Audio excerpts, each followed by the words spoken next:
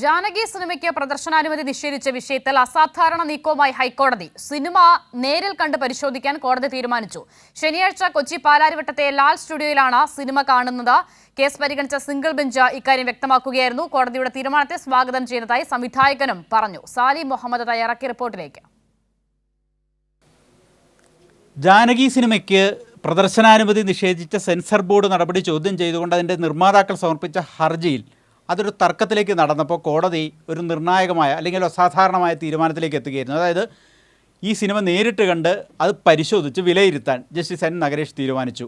രണ്ട് കൂട്ടരെയും വാദം കോടതി മുമ്പാകെ വന്നിരുന്നു. സെൻസർ ബോർഡ് പറഞ്ഞിരുന്നത് ഇതിൽ മാർഗനിർദ്ദേശങ്ങൾക്ക് വിരുദ്ധമായ ചില കണ്ടൻറ്റ് ഈ സിനിമയിലുണ്ട്, അതുകൊണ്ട് സെൻസർഷിപ്പ് സർട്ടിഫിക്കറ്റ് നൽകാനാവില്ല. എന്നാൽ നിർമ്മാതാക്കൾ പറയുന്ന ഏതെങ്കിലും തരത്തിൽ വംശീയമായ അധിക്ഷേപമുള്ളതോ ദൈവത്തെ അധിക്ഷേപിക്കുന്നതോ ഏതെങ്കിലും വിഭാഗത്തെ അധിക്ഷേപിക്കുന്നതുമായ യാതൊരു കണ്ടൻറ്റും ഈ സിനിമയിലില്ല എന്നതായിരുന്നു നിർമ്മാതാക്കളുടെ വാദം. ഒരു ഘട്ടത്തിൽ വാദത്തിനിടെ നിർമ്മാതാക്കളുടെ അഭിഭാഷകൻ പറയുകയും ചെയ്തു, ഇത് നേരിട്ട് കണ്ടാൽ കോടതിക്ക് തന്നെ ബോധ്യപ്പെടുന്ന കാര്യമേ ഉള്ളൂ എന്ന്. കഴിഞ്ഞ പ്രാവശ്യം കേസ് പരിഗണിച്ചപ്പോൾ കോടതി പറഞ്ഞതാണ്. അന്ന് കോടതി ചിരിക്കുക മാത്രമാണ് ചെയ്തത്. പക്ഷേ ഇന്ന് കേസെടുത്തപ്പോൾ അസാധാരണമായൊരു തീരുമാനത്തിലേക്ക് കോടതി എത്തി.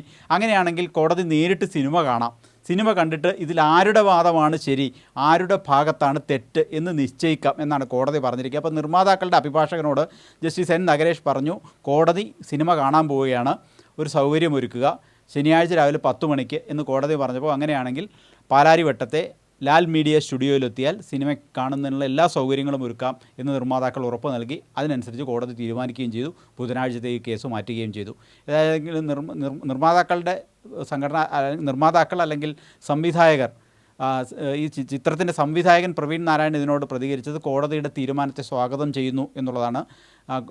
സെൻസർ ബോർഡിൻ്റെ ഇപ്പോഴത്തെ നിലപാട് നിലനിൽക്കില്ല എന്ന് തന്നെയാണ് തങ്ങൾ കരുതുന്നത്. അതുകൊണ്ട് തങ്ങൾക്ക് അനുകൂലമായിരിക്കും കോടതി സിനിമ കണ്ടതിന് ശേഷം എടുക്കുന്ന തീരുമാനം എന്നും അദ്ദേഹം പ്രതികരിച്ചു. തീർച്ചയായിട്ടും ഒരു അനുകൂലമായിട്ട് വിധി വരും എന്ന് തന്നെയായിരിക്കും എൻ്റെ പ്രതീക്ഷ. പിന്നെ ഈ പറഞ്ഞതുപോലെ ഞാൻ ഇതിനു മുമ്പ് ഞാൻ പറഞ്ഞിരുന്നു, നമ്മുടെ പെർസ്പെക്റ്റീവ് അല്ല മറ്റൊരാളുടെ പെർസ്പെക്റ്റീവ്. CBFC എന്തുകൊണ്ടാണ് അത് തടഞ്ഞു വെച്ചിരിക്കുന്നത് എന്നതിന് അവർക്ക് വ്യക്തമായ റീസൺ ഉണ്ടായിരിക്കും.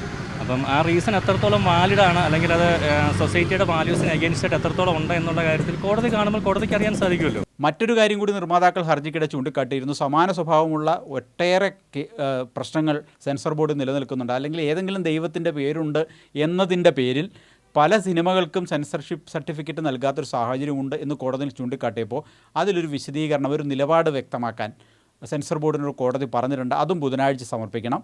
അങ്ങനെ ഒരു നിർണായക ഒരു ചുവടുവെപ്പ്, ഒരു അസാധാരണമായൊരു ചുവടുവെപ്പ് ഒരു സിനിമാ കേസുമായി ബന്ധപ്പെട്ട് ഹൈക്കോടതിയിലുണ്ടായി എന്നുള്ളതാണ് ഇന്നത്തെ സവിശേഷത. ശരി, സാലി മുഹമ്മദാണ് വിവരങ്ങൾ നൽകിയത്.